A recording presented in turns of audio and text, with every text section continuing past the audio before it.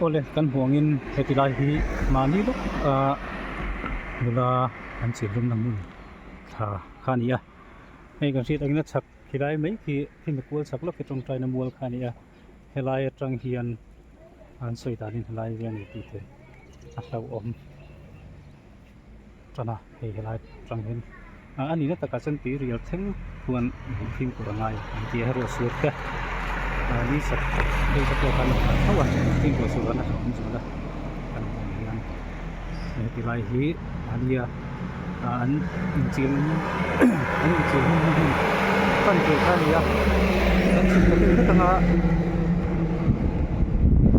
ai chi na hun lai tak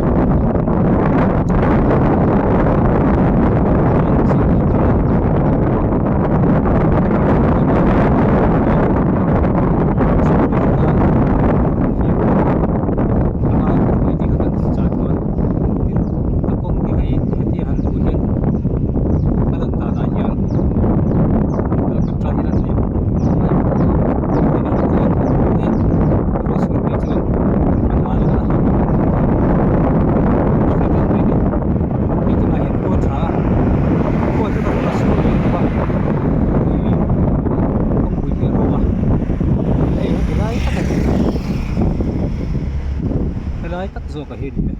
nula an chi dum amwa hei kan ria takin helai ku la tak hian hani khan nula an chi na mun kha ania azia lo thi ka moya hei jin mi tan kan phim khor hoi mo view ome